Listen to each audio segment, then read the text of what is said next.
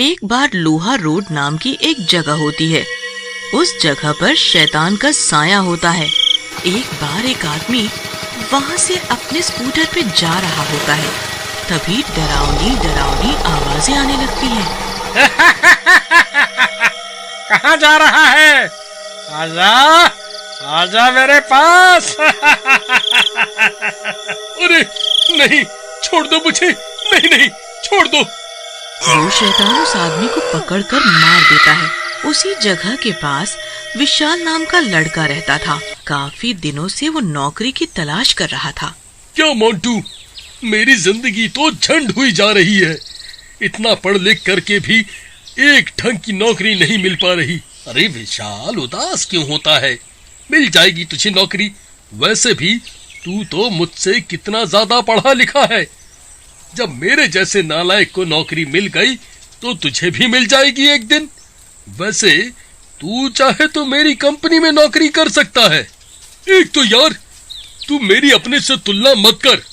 अरे तू गोबर गणेश और मैं ग्रेजुएट, मेरे लेवल का नहीं है भाई तू। और तेरी नौकरी क्या है? पिज्जा डिलीवरी बॉय की। भाई, तेरी इन्हीं बकवास बातों की वजह से तुझे नौकरी नहीं मिलती। तूने ग्रेजुएट होके क्या उखाड़ लिया? अरे यार, तू बुरा मत मान, मैं ये नहीं कहना चाहता था। लेकिन यार तू खुद समझ, पिज्जा डिलीवरी बॉय, वो भी मैं। देख भाई, कोई काम छोटा बड़ा नहीं होता। जो मिले वो कर लेना चाहिए। कुछ ना करने से तो अच्छा है। चल, मैं चला। तू शेख चिल्ली के हसीन सपने देख। विशाल घर जाके अपनी सारी बात अपनी माँ पूजा को बताता है। तो बेटा कर लेना नौकरी, अगर मोंटू बता रहा है तो। वैसे भी तू अपनी घर की हालत तो जानता ही है। ठीक है माँ, अगर तुम यही चाहती हो तो मैं ये नौकरी कर लेता हूँ। उसके अगले दिन विशाल मोंटू को इंटरव्यू के लिए अपनी कंपनी में ले जाता है। तो विशाल, कितना पढ़े लिखे हो आप? जी, आपको मुझसे पिज्जा डिलीवरी करवाना है या अकाउंट चेक करवाना है? Good sense of humour. वैसे आप कितनी सैलरी लोगे? जी, 1 लाख रुपए प्लस में एक गाड़ी। विशाल, ये क्या मजाक है? तुम्हें नौकरी करनी है या नहीं? जी, मैं तो नौकरी के लिए ही आया था। आपने ही मजाक शुरू कर दिया सर। आपको तो पता है डिलीवरी बॉय की कितनी सैलरी है, फिर भी आप मैनेजर पोस्ट के प्रश्न पूछ रहे हैं। रख लीजिए सर, अभी नया है ना, सीख जाएगा थोड़े दिन में। ठीक है मोंटू, तुम कहते हो तो मैं रख लेता हूँ। थोड़ा समझाओ इसे, कैसे बात की जाती है। विशाल, ये लोहा रोड की एक डिलीवरी है, अर्जेंट प्लीज कर दो। अरे सर, इतनी रात को वहाँ जाना खतरे से खाली नहीं है। सुना है रात को भूत प्रेत होते हैं उस एरिया में। क्या मोंटू, भूत प्रेत कुछ नहीं होते। अरे सर, आप एड्रेस दो, मैं जाता हूँ अभी। उसके बाद विशाल चला जाता है। अरे क्या खूबसूरत जगह है, कितनी शांति है यहाँ। ये मोंटू तो फालतू में ही डरता है। अरे वाह, क्या खूबसूरत लड़की है यार। ये मेरी गर्लफ्रेंड बन जाए तो मजा आ जाए। जी, मेरा नाम मोना है। क्या आप मुझे लिफ्ट दे दोगे आगे तक? जी जी जरूर। आप जैसी खूबसूरत लड़की को नहीं छोड़ूंगा तो किसको छोड़ूंगा? अरे लेकिन आप तो पिज्जा डिलीवरी करने जा रहे हैं, आपको दिक्कत होगी। आधे घंटे में देना होता है ना आप लोगों को डिलीवरी। अरे नहीं मोना जी, आपको पहले लिफ्ट दूंगा। वैसे भी जिस पेटू को खाना होगा ठंडा खा लेगा। इसके बाद विशाल मोना को स्कूटर पर बिठा लेता है और वहाँ से चल पड़ता है। थोड़ी दूर आने पर उसका स्कूटर झटके मार कर रुक जाता है। अरे ये क्या हो गया? ये स्कूटर आगे क्यों नहीं बढ़ रहा है? लेकिन जैसे ही विशाल स्कूटर से उतरता है, उसके होश उड़ जाते हैं। मोना के पांव उल्टे होते हैं और शैतान अपने असली रूप में आ जाता है।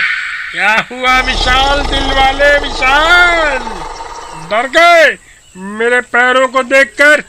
अब मेरा ये रूप देखो। भागो रे, ये तो भाई जान पे बनाई और लड़की पे टशन मार। भाग बेटा विशाल, भाग। अरे ये क्या कर रहा है दुष्ट? बाहर निकल मेरे शरीर से। पिज्जा मास्टर, आज तो मैं तेरे शरीर में ही रहूंगा और तेरे शरीर की मदद से शिकार करूंगा। इसके बाद विशाल वापस अपने ऑफिस आता है, लेकिन वो बदल जाता है। वो किसी से बात नहीं करता और चुपचाप अपनी कुर्सी पर बैठ जाता है। क्यों? ओ चले विशाल, लगता है मजा आ गया लोहा रोड की डिलीवरी में, क्यों? बहुत बोलता था इंटरव्यू में। हैवान अपने असली रूप में आ जाता है।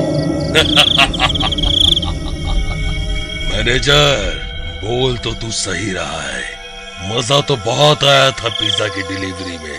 ले, थोड़ा सा मजा तू भी चख ले। ऐसा कहकर विशाल एक पिज्जा का टुकड़ा, जो कि खून से सना होता है, मैनेजर के मुंह में डाल देता है और मैनेजर मर जाता है।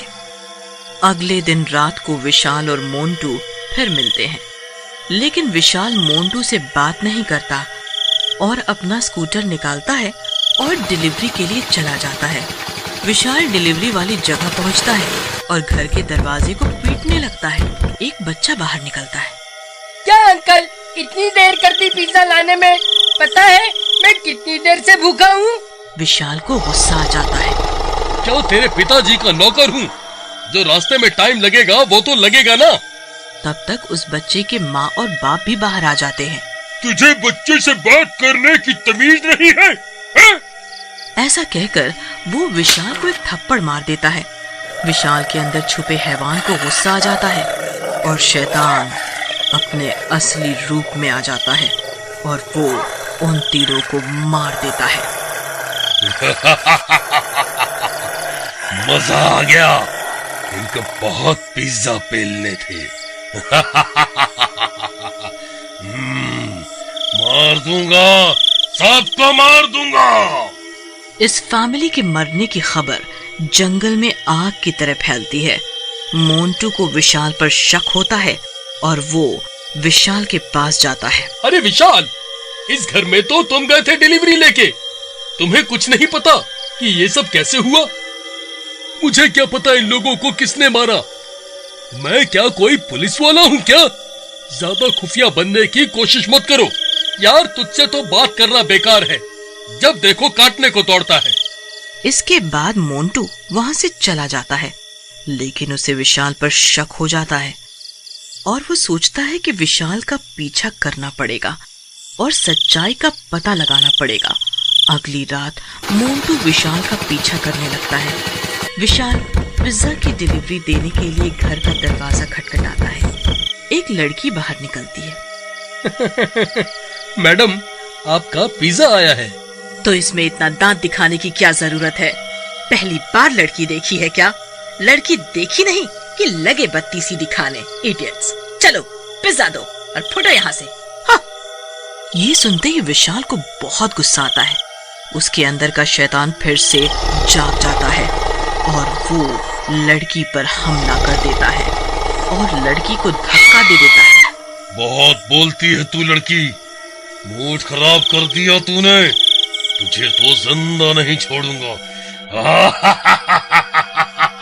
बहुत बोलती है। अरे अरे विशाल, तू ये क्या कर रहा है? इस लड़की को क्यों मार रहा है?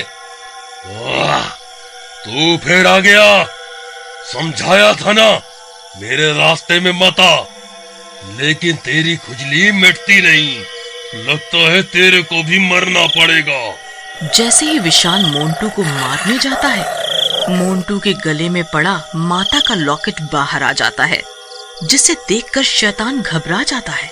हटा हटा सामने से ऐसे, नहीं तो मेरे को ये शरीर छोड़ना पड़ेगा। हटा हटा इसको। लगता है विशाल के अंदर जो शैतान है वो इस माता के लॉकेट से डर रहा है। यही मौका है इससे विशाल को आजाद कराने का। ऐसा कहकर मोंटू शैतान के ऊपर लॉकेट डाल देता है। अरे मर गया रे। और शैतान विशाल के शरीर को छोड़कर चला जाता है।